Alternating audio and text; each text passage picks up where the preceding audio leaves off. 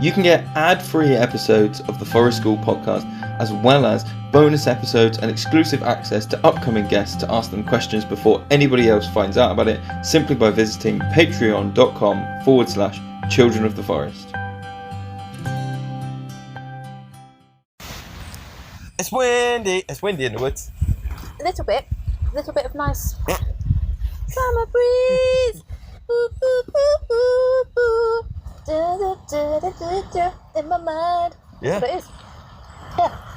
I feel slightly delirious. I know. Listeners, we've just done 2 sessions in the woods back to back. Our first ever forest school for grown-ups, which was, oh my gosh. Oh, it was amazing. So nice. So good. Just chilling out, crafting, cooking soup, having a lovely time. Followed swiftly by our family session. So yeah, we're a little bit tired and maybe a bit bonkers. But this is Allie's podcast. Which one is this again? We're chatting to Allie in a bit. We have to pretend that we're not recording this afterwards. People are hearing this at the start, so you have to pretend. What? You have to pretend that they're about. There's no pretense needed we're now. About to go and do it. We've burst that bubble. Oh. That illusion's gone. So we chatted with Allie the other day, and oh my gosh, it was such a great chat. Oh, it was very nourishing. It was lush. It was talking all about Allie's book, The Autistic Guide to Adventure. And what did we talk about? Oh, we talked about loads of stuff. We talked partly about the book and about why it came about and who the book is for, who might be using it. And then also we talked about the wider sort of ideas around autistic adventurers and their visibility, and the implications that the outdoor community can inadvertently, say that word slowly, can have on like public perception and what we can do to be thinking about that and going forwards. And how leaders can be mindful about perhaps sensory challenges of particular environments or activities. Yeah, neurotypical or neurodivergent leaders, how important it is for, and a lot of that was in there, wasn't it, about the book and how great it is for, it's not just a book for autistic people or for autistic leaders, it's about anyone, how they can make their practice more inclusive. Yep. You listener, you might learn something to make your practice more inclusive, which can only be good. Indeed. Can only be good if your practice is more inclusive. Yes. Do you know what? I'm slightly doolally as well. Oh, I'm punching the phone. It's because, well, we've got I need to thank our patrons. So I need to thank Julie and Rachel and Emma and Candice and Sarah and Claire and Heidi and Louise and Michael and Anna. These guys are supporting us on Patreon, and it is. I've been I'm throwing everything at Patreon now. Are you? I'm doing live streams on Friday mornings, and then I'm taking those live streams. So the live stream I did the other day, I was wandering around while I was doing a bit of maintenance, and I was chatting about what we're up to, what's seasonally happening, what activities are going on in the woods, just a bit of extra chat, and then I'm taking that audio. So some people are watching that live, but I'm taking that audio and I'm putting it into the Patreon podcast feed. So some people are getting, it's about half an hour a week of extra waffle chat. Where they with loads of like nuggets and stuff in there. You and I are still doing bonus episodes, like we did the quiz the other day. Yes, this gave me a very fun quiz. And we're also now putting up advert-free versions of the podcast on Patreon. So those people have their own private feed and they can go advert-free and more content. So if you want to support us on Patreon, we would be eternally grateful. We will shout your name out. We will give you all this extra stuff because it really helps us to do the free podcast. You might be in a position to help us out, which means that we can keep the podcast free, which means that people can keep getting access to it. We can keep this like CPD train rolling.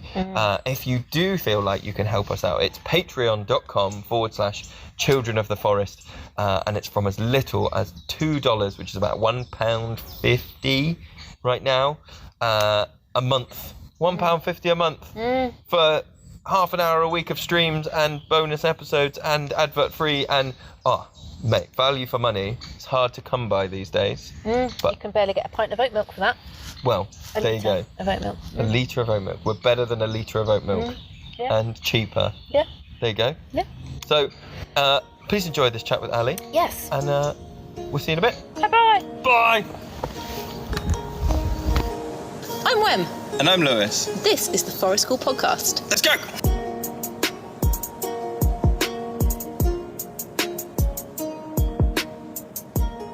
Sorted. Hello. Lovely people. We have to pretend. So, Allie, what we do now is we pretend we haven't already been talking and we just chat again. Like this is the start, like it's completely fresh. It's just so professional. I love that.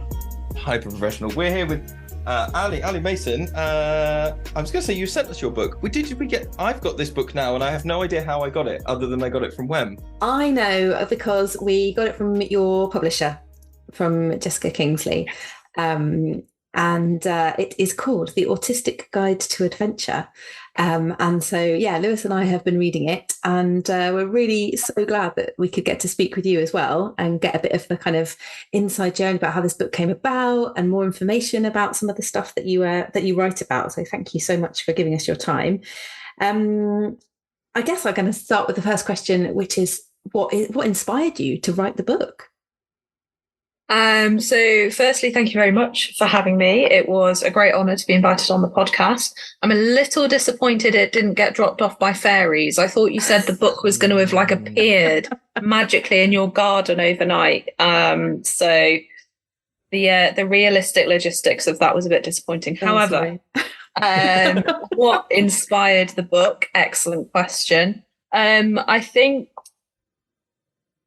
it feels so long ago now because I proposed this book to the publishers in 2020. Wow. So it's been 3 years. But thinking back, I'm pretty sure the inspiration for the book was the fact that I simply couldn't find this in the world at the time. It was something that I was looking for. I was looking for a resource for autistic people about getting outdoors, about being more active, how to access those things with the kind of challenges that come with being autistic, but also how to use our strengths as well to get the most out of those activities.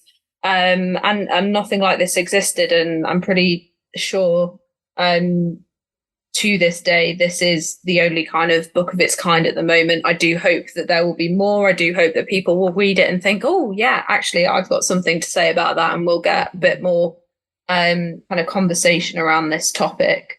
But that's really how it came about. It was the fact that I needed it and it didn't exist. So I did all the research and then I thought, well, I may as well share this with everyone. There's no gatekeeping here. We want to share the knowledge. Amazing. So is that something that you feel like you've needed sort of for a long time through your life? Like, what's your relationship with nature been like and your journey into the outdoors? Can you tell us a bit about that? So growing up, I was outdoors quite a lot simply because my parents were involved with the Scouts and Guides. So my dad was a Scout leader, my mum was a guide leader. And so kind of as a young child, sort of primary school age in the UK, I did spend a lot of time outdoors, but I always found it very hard. I always found it very challenging. And the rest of my family are naturally outdoorsy people, as you might expect from them doing that in their spare time. And my younger brother took to it like a duck to water. So that was always really easy for him. And I was there kind of wanting to get involved and wanting to be a part of it, but really, really struggling and not kind of understanding why. And then as I got older, kind of secondary school age, teenager, I just retreated really into books. I had all of my adventures through books. I explored the world through the pages of The Hobbit and, the Lord of the Rings and all that good fantasy stuff.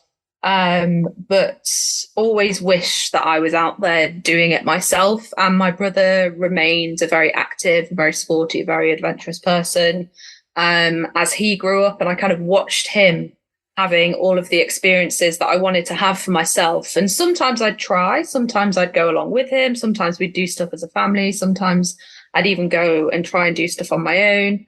But again, it was always kind of facing these invisible barriers. And at the time, I wasn't diagnosed as autistic. So I had zero kind of understanding of what those barriers were. And it was only until much later, at the age of 23, when I got my autism diagnosis, that I finally realized, right, okay, so I've got sensory issues, there's communication issues, social interaction, the need for routine and that kind of stuff. So it all really fell into place, and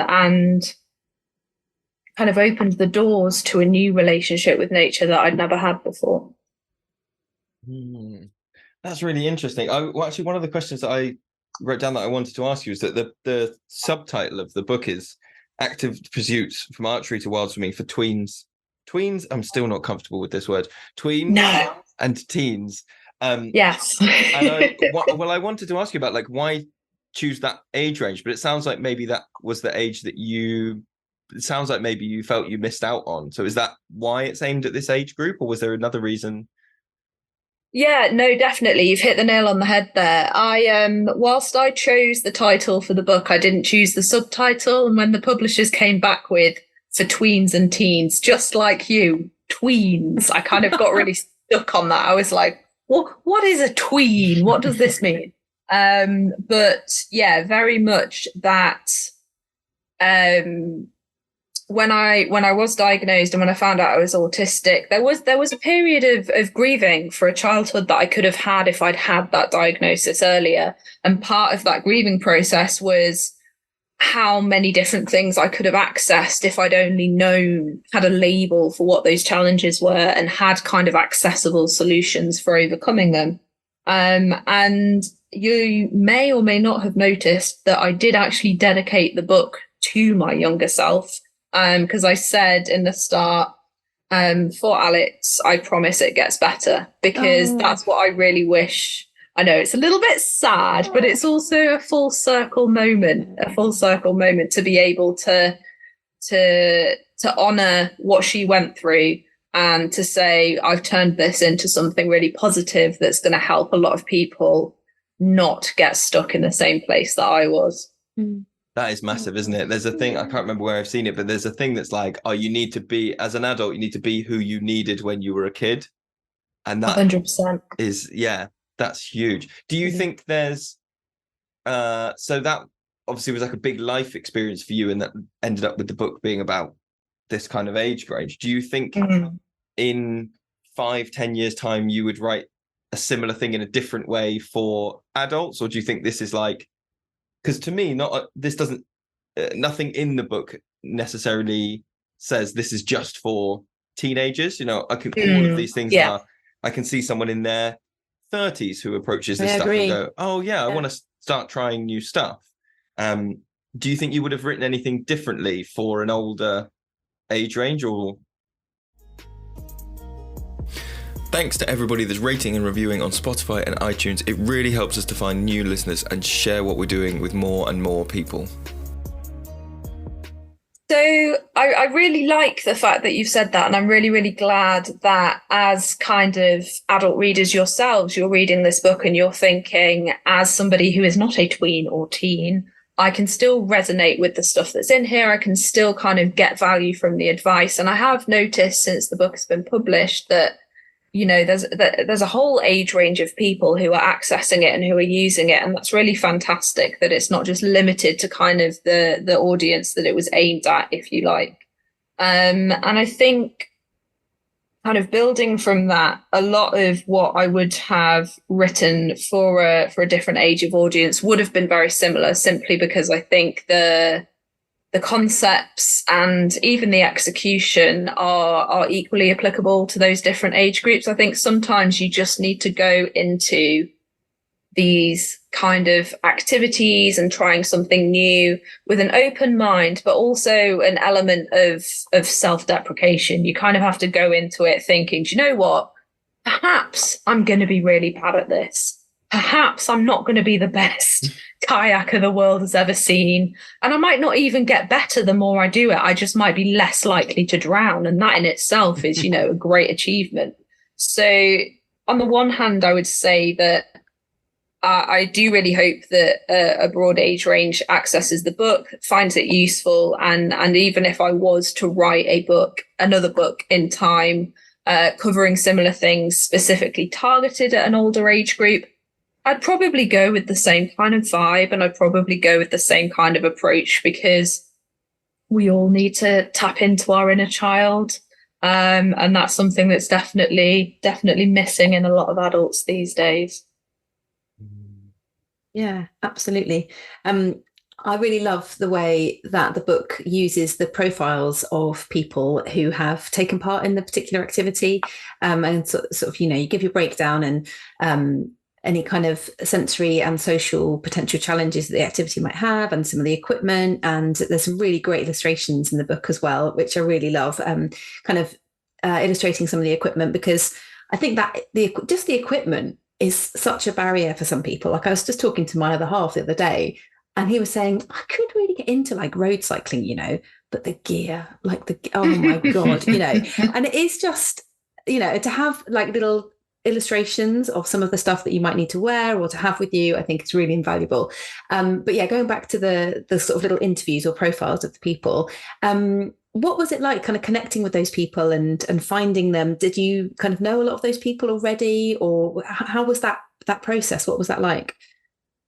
So I think I will not be lying if I say that I didn't know any of these people before. Oh, wow. I included them in the book. I think there may have been people who I knew kind of on a broad social media kind of way. There was probably people that I followed and that I admired, or who I was aware were doing kind of similar work, who I then reached out to. But I've definitely only built the relationships that I have with the people that I've profiled in the book from them being in the book, which is a really, really nice thing. And it is 100% my favorite part of the process has been interviewing those people, getting to know them, inviting them to be a part of the project, getting their feedback, because community is such an important aspect of being outdoors, of accessing the outdoors, of learning how to access the outdoors. Because I think that's another barrier that people don't always consider,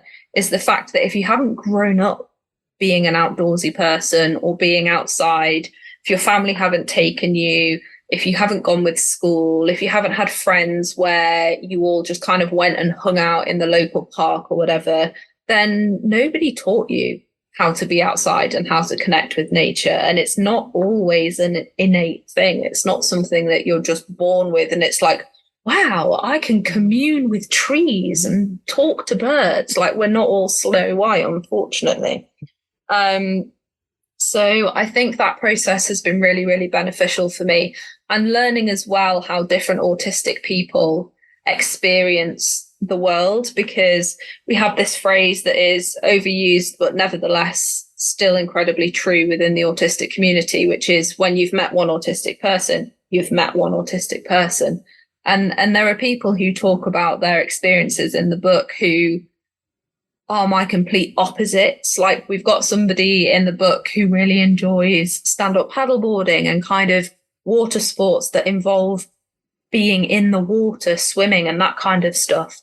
I'm all for sitting on top of it, but I have no interest in getting in it at all. Like, that is not for me. I really, really hate that feeling of being submerged within water. But it would have been a disservice to readers for me not to include that, just because I personally don't like it. And so it was really important for me to make sure that there was a vast array of experiences that were included, and that they also challenged kind of my preconceptions and my notions of what's nice and what's not nice to do. Yeah. Yeah, that idea that you're describing about community really comes through, as well as the kind of encouragement to try different activities and give them a go.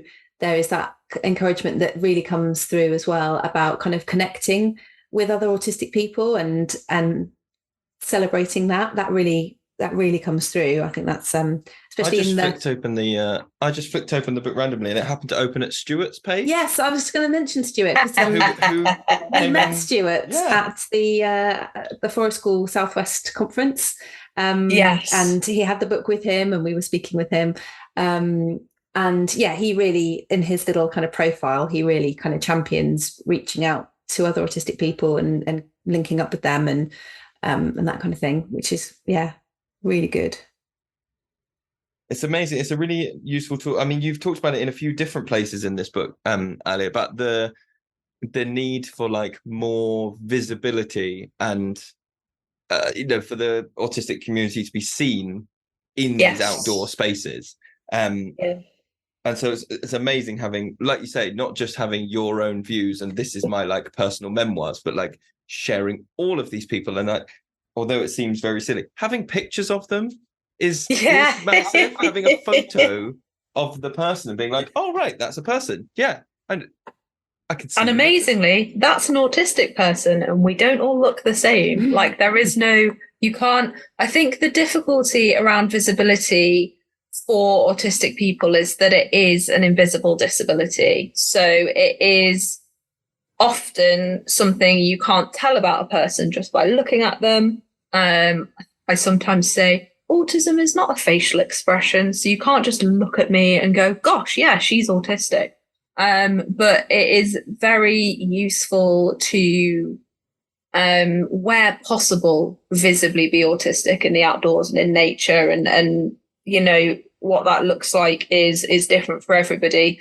But for example, for me, like regardless of where I'm hiking, I will always have poles with me because my balance is atrocious. I will fall over the flattest surface that exists on this earth. And I have been known to do so.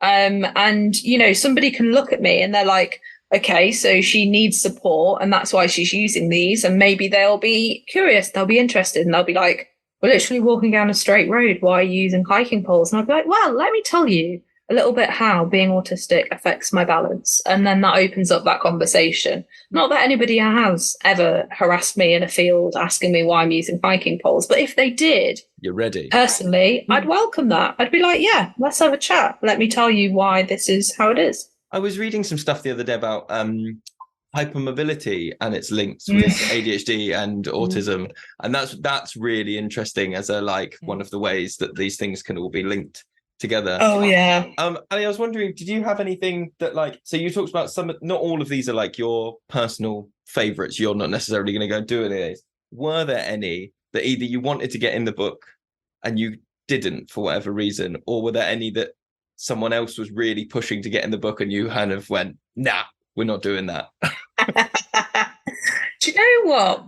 I honestly can't think of any examples of that. I think that I was really fortunate that Jessica Kingsley gave me a lot of freedom, if you like, in what was included, and deciding what made the activity list was a very collaborative process. I suggested things, they suggested things, we narrowed it down together.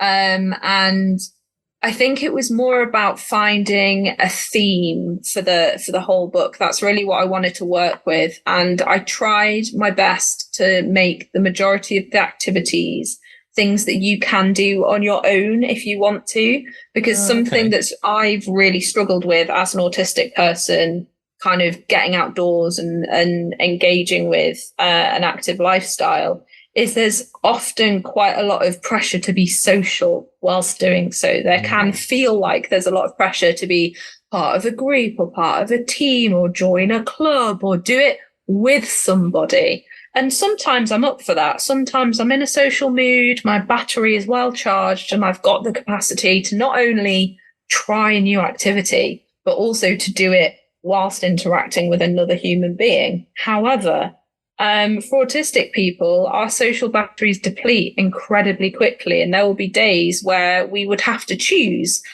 are you going to be social and interact with somebody, or are you going to do this activity that you really like and you're really interested in? And I wanted for people to have that option, to be able to choose the activities, and for there not to necessarily need to be another person involved if they didn't want them to be. So that's kind of how I narrowed down which ones were included in there. And that's why there's no kind of team sports in there. There's nothing that requires, very often, kind of like two people have to be there together. There's a couple that are a little bit like that. I'm thinking of climbing, for example, and having someone belay for you and that kind of thing.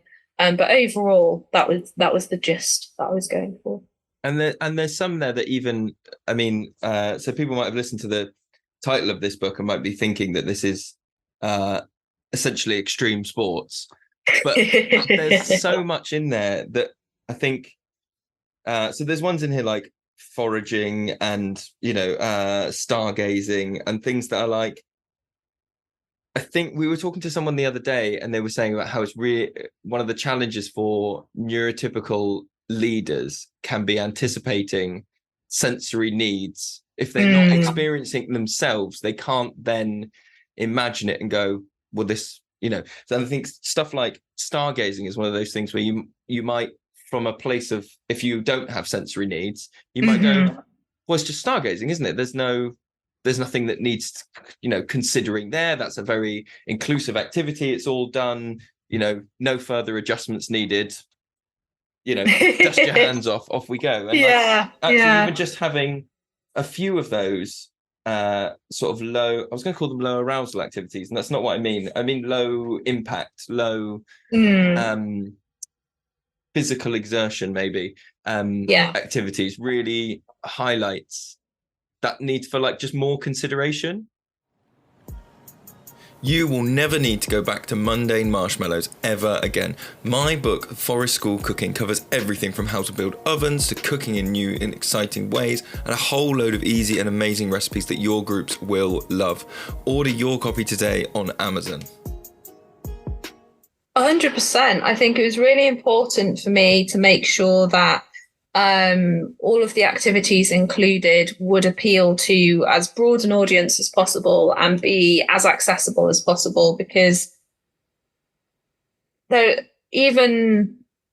trying to think how to say this sentence. Like, even for autistic people, you've probably got a lot of other stuff going on. Like, for example, you mentioned the comorbidity with hypermobility. You might have other disabilities going on. You might have mental health issues going on. You might have people that you want to get outside with who they themselves have different disabilities or barriers going on. Or you might be a mixed group of kind of able-bodied neurotypical people and disabled neurodivergent people. And it's kind of trying to make sure, to the best ability that I could, that within those 35 activities there was a really good range that people could pick and choose from and adjust depending on their circumstances, depending on who was there, depending on what their energy levels were for that day, what their support needs are.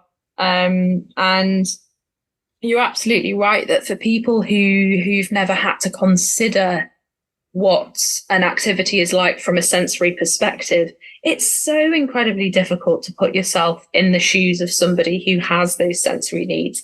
And even as somebody who has quite high sensory needs, I struggle to put myself in the shoes of somebody who has the opposite to me. So, for example, I'm very sensitive to light. I'm very sensitive to sound. So in those scenarios, I'm very much a sensory avoider, in the sense of I will put whatever adjustments in place that I can to make sure that those particular elements are not going to be disabling me more than necessary.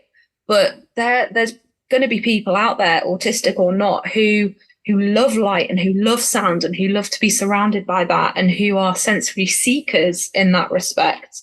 I'm just smiling. Sorry to interrupt you, Allie, but I'm just smiling because I don't know if you can hear it, but my autistic son is currently drumming so loudly.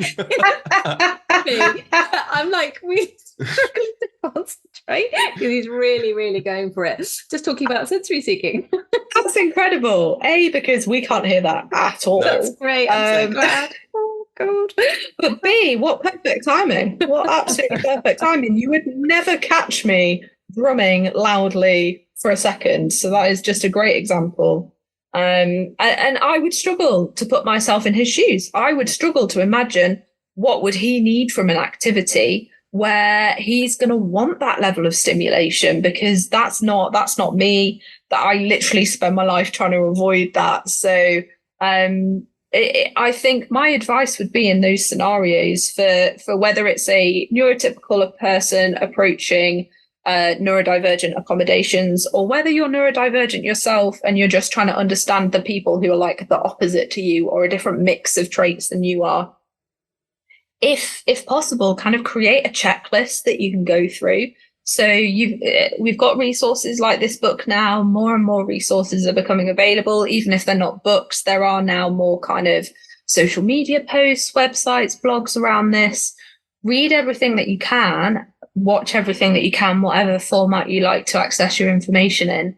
But then if something pops up that you're like, I never would have thought of that, make a note of it, however you prefer to do that, so that you can always refer back to it. And if possible, kind of group those things together so that when you're planning an activity or when you're planning to go out with friends who are different to you or whatever it might be, you can just go through that checklist and be like, right, okay, so I know today that I've got, I don't know, 5 sensory seekers and 3 sensory avoiders in my group. So how am I going to tailor the activity so it's suitable for both groups? How am I going to make sure that I have enough resources available, enough people available to be able to cater to that?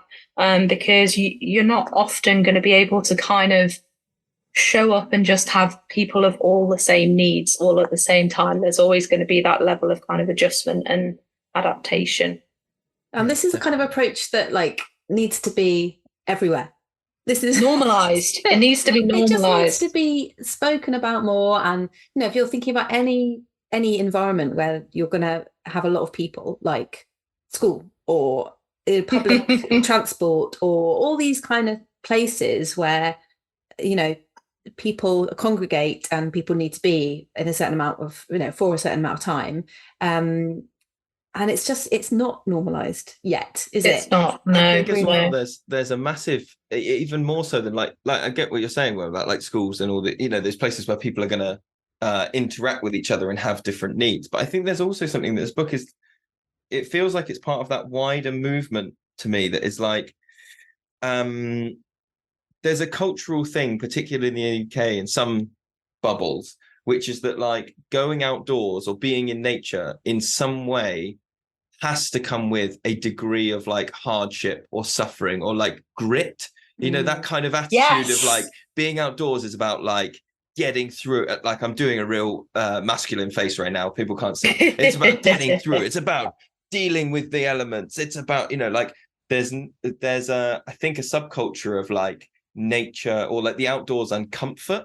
And that those two things are not polar opposites, that like lots of people are, for various reasons, feel excluded from the outdoors because they are already in a place maybe where extra discomfort is not needed, or they don't have the financial, social, economic tools to deal with that discomfort. And like the more we can do with work like your book to go, you can be outdoors and comfortable. They're not mutually exclusive choices.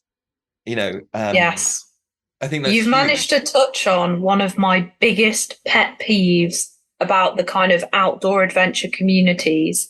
And that is the, what's the right way of saying it? It's kind of the championing, if you like, or the platforming of unsupported adventures and unsupported activities. It really gets on my goat when people who are able-bodied and neurotypical and have, as you were saying, you kind of, you know, like social capital, financial capital, whatever it might be, people who have in some ways privileges within the world will say, I'm going to do this great big grand adventure, and even better, I'm going to do it unsupported.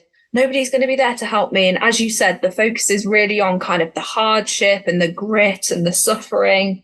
And that is such an exclusive storyline to perpetuate. That is such a kind of unnecessary layer to put on accessing the outdoors and accessing adventure, because if you put me in a scenario like that, me as an autistic person with high sensory needs, I'm going to have a meltdown and I'm probably not going to recover from that for like months. I'm going to be very, very traumatized. And it's just not necessary. Why can't I engage with that thing with the support that I need to be a functioning human being?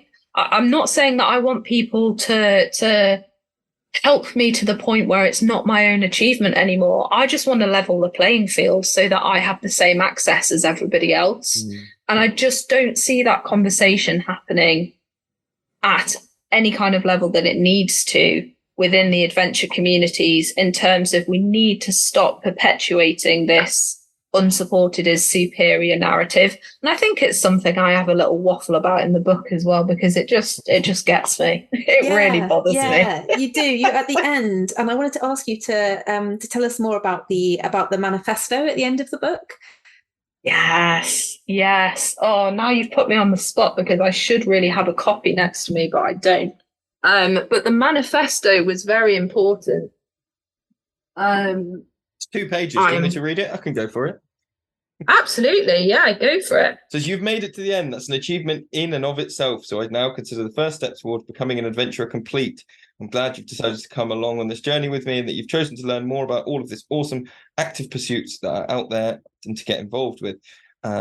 This time of your life is perfect for trying a new sport activity, especially as schools and colleges often have so many things that you can take part in. I didn't make the most of that when I was your age, so I'd recommend not repeating my mistake. I'm going to leave you with something to live by. If you're old enough to be on social media, you've maybe watched a few extreme sports documentaries like me. You might have noticed that a lot of these athletes are hyped up for tackling their adventures unsupported. I get that this happens for a reason, but I'm here to argue that it's not particularly healthy or indeed helpful when people proudly declare that they are taking something seemingly insurmountable challenge unsupported, without backup, without the help of others or aid. They're sending out a message, whether they intend to or not. And that message is, if you need support to achieve something, that achievement is somehow worth less than theirs. And that's simply not true. I won't carry on because there's more bits there, but that's summed up. I'll tell you what, that's a lot more eloquent than what I just said, isn't it? But yeah, that's exactly how I feel. And it's so interesting as well to hear somebody else read your words. I have very few opportunities to hear people read from the book, and that's actually to start if you want. Chapter 1. Right.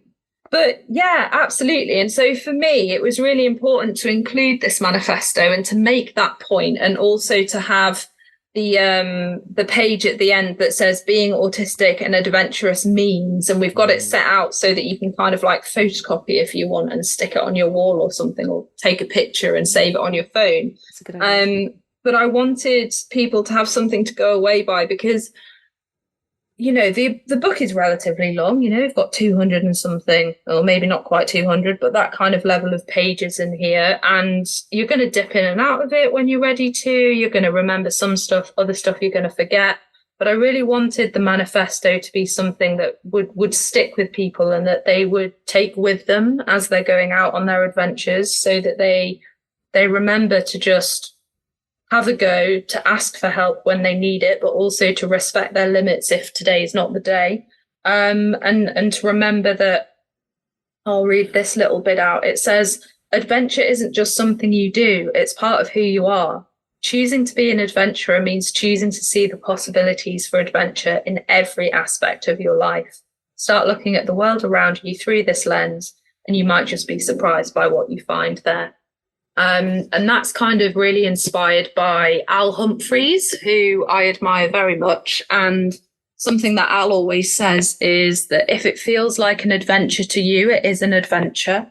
And I love that. I absolutely love that, because I am fed up, and I can hear that you guys are fed up as well, of what an adventure is being defined by people who have completely different abilities and capabilities to me. And I want adventure to be defined by the individual that's having it. So, yeah. And that really links with Forest School, I think, because there's often a kind of preconceptions around Forest School and what it should be and what it should look like. And I'm sure lots of us listening, you know, have been in this place as well, where you're kind of new to it, or you don't really know much about it, or you've just started your journey and you're like, right, I've got, you know, it's got to involve fire, for example, or it's got to. I was speaking to somebody recently about this, and they were sort of beginning their Forest School journey and saying, you know, I really passionately believe that like every single learner I work with should have access to fire, like there should be fire all the time for them. And I was like, I'm just going to point out that maybe that might not be right for everybody, and that's okay. That what are you going to do if you do get somebody who is really, really scared? And actually, it means that they can't go to Forest School because they're really scared of fire, you know, that kind of thing. Fire and tools, and as Lewis described, this kind of elements of hardship and resilience, and you know, and that's what we're teaching kids by getting them in, you know, into the forest and all this kind of thing. And sort of as you spend more time and you meet more people, you meet more learners, and you sort of go along that journey with them, you realize that actually it's exactly as you said, forest school is whatever the learners want it to be, in the same way as you're saying adventure is whatever you feel like it is.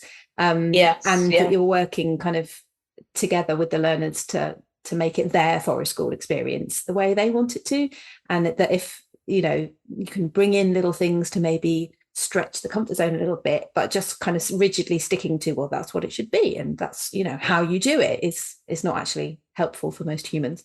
I always think that's one of the markers when I know I've found somebody I'm going to click with, particularly when we go to meetups or when we go and do anything with any other educators, is how it's not a competition, but I'm always amazed at how much you can get out of the smallest story will tell you the most about what that person values. So like I can be I've been completely captivated and like shared awe and wonder with someone when they're talking about a particular learner that went and like picked a flower, and like that's the story, that's it, there's no like and they wouldn't, but like once they give you all the background and they talk about how long, where it took place and all the other bits that went in, you're like, wow, those little moments are that's why we do forest school, because we can choose to value that in a way that someone who's in a top-down system, they don't have the choice about what they value, but we can go,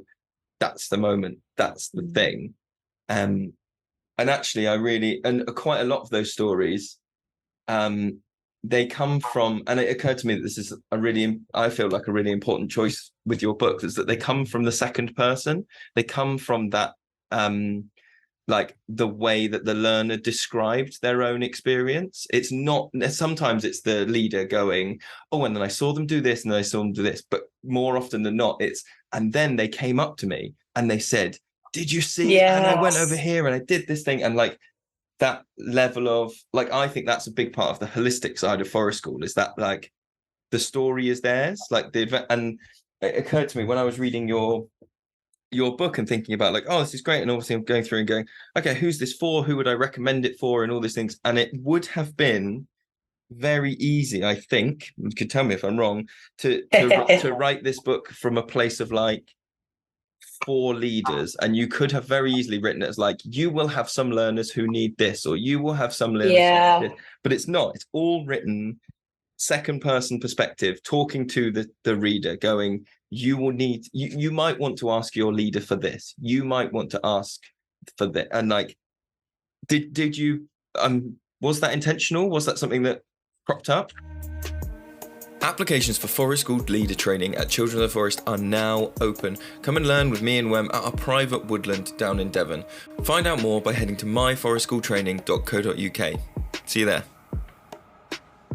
Yes, yeah, definitely. I mean, it was almost an immediate decision. That was something that I thought about at the very beginning when I was putting together the proposal for the book. And as somebody who comes from an education background, if you like, I was briefly a teacher. I've done a master's degree in education. I could have so easily, and probably with more kind of comfort, if you like, written from that perspective of addressing the educator, addressing the practitioner, and doing it at that level.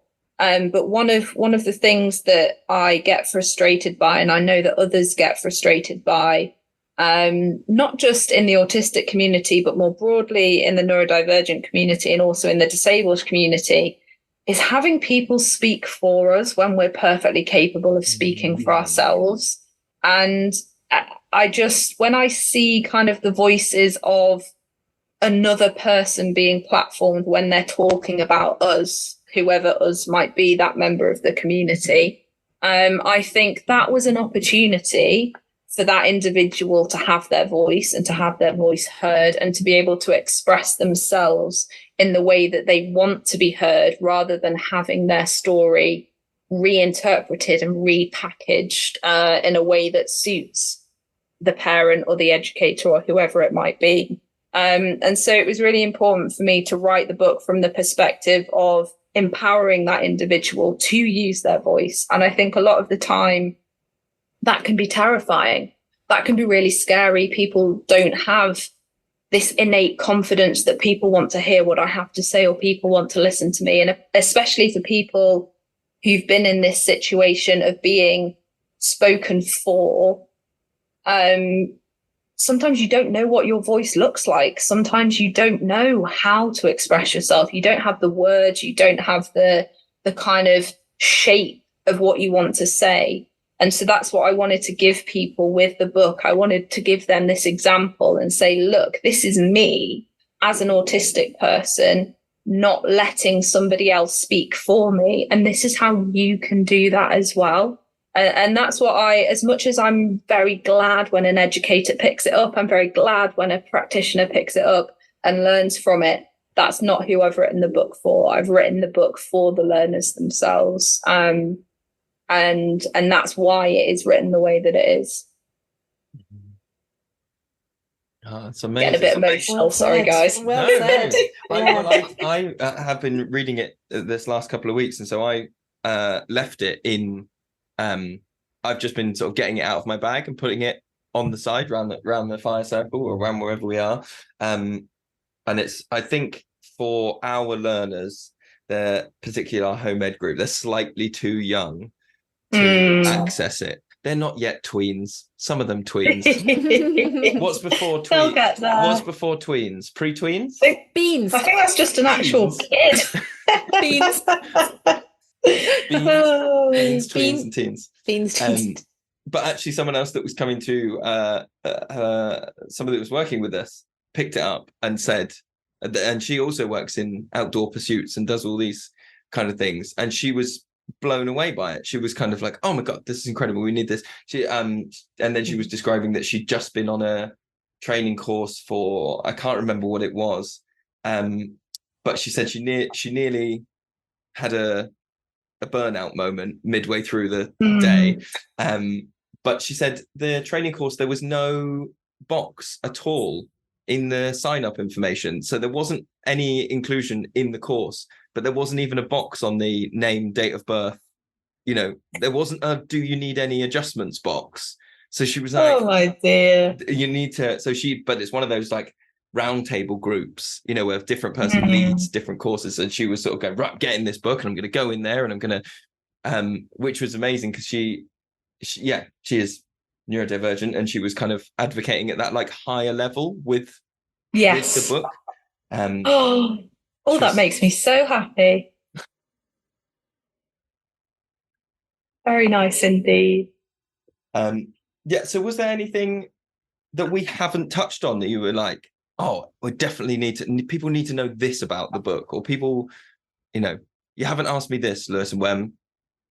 Why haven't you asked me? Let me peruse my notes. Bear with me for a moment, because I'm a very prepared podcast guest and I make my notes in advance.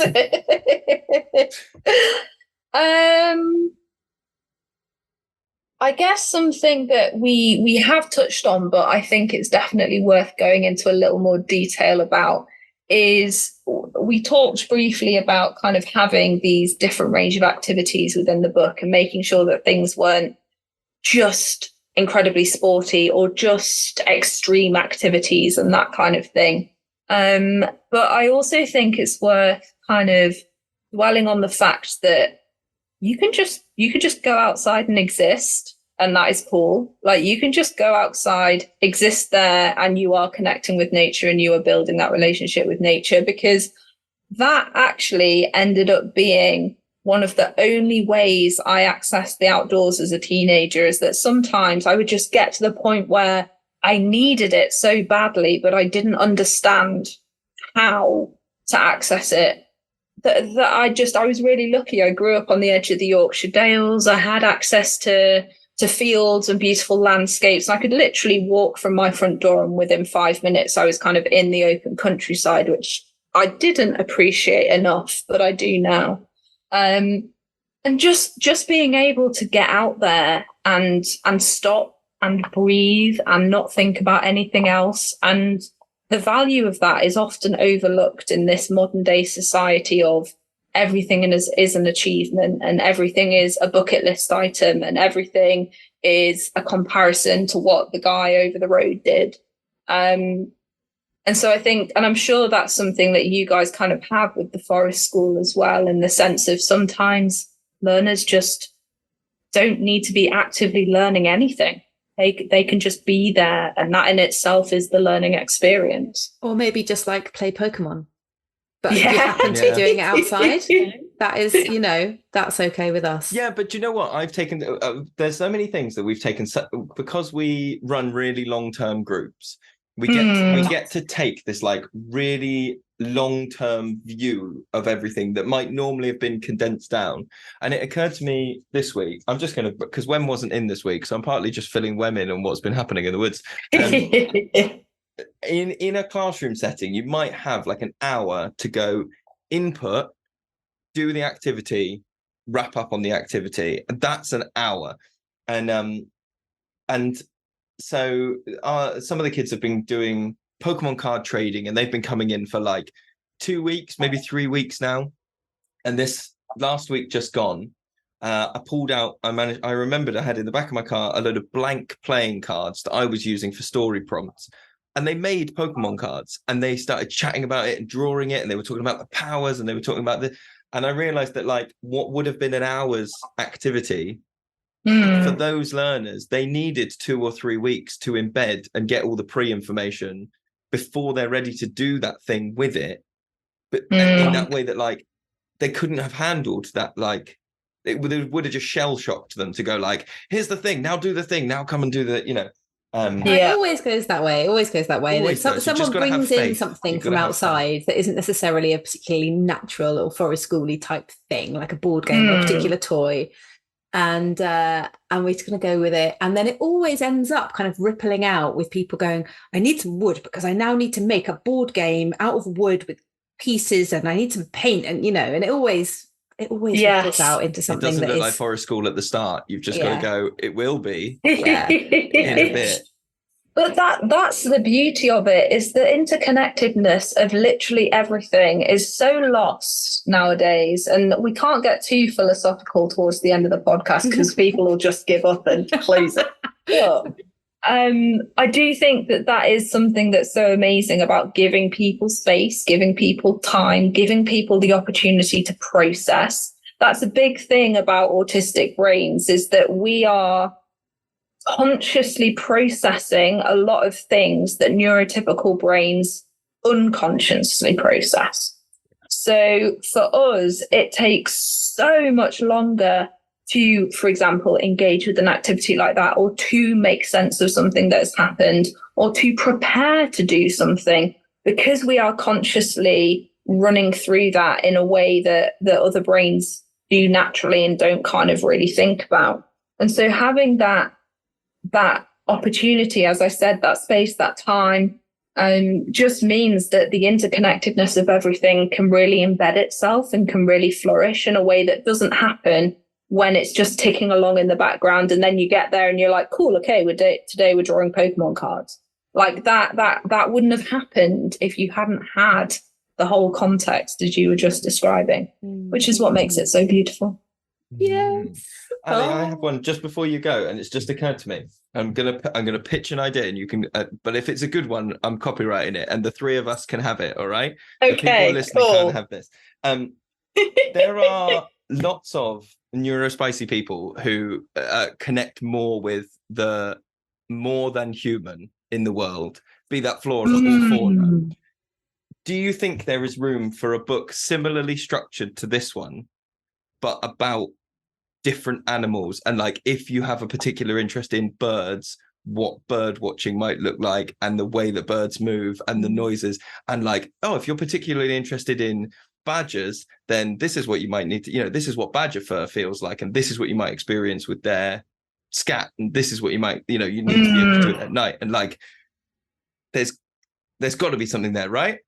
Tell me. So, number one, that idea is copyrighted. All listeners, you can be on the wait list for the book. You can be on the wait list. Number two, my favorite animals are goats, and I absolutely adore goats. And so already I'm thinking like a chapter on goats. I can spend a whole chapter just talking about them, and people will actually want me to. Incredible. Yeah. But also, how amazing would it be if each chapter you got a different neurospicy person to write about their favourite animal. Yeah. So it's not that they'd I'm have trying enough to... special interest to know about it though, or do you think we? Yeah. I'm just. You were Definitely. You were joking, right? 110%.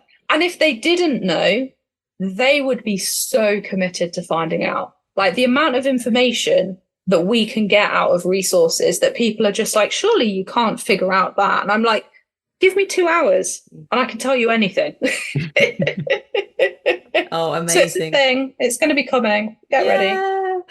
Oh, Allie, thank you so much for being with us this evening. If people want to find out more about the book or you, or what you're up to next, like where can they find that out? Gosh, so I have a website which is www.allywrote.com, and I'm also the same name on social media. I'm on Instagram and TikTok, so that's at Allie Wrote, and I will spell that because I know that's helpful. So that's ALLIEWROTE. And I love it. I absolutely love it when readers get in touch with me and let me know what they think of the book. And even if it's constructive criticism, I'm open to it. I like to learn. But if you just want to be friends, that's cool too. Yay. Thank you so much. Thank you for having me. Cheers, mate. Bye. Bye.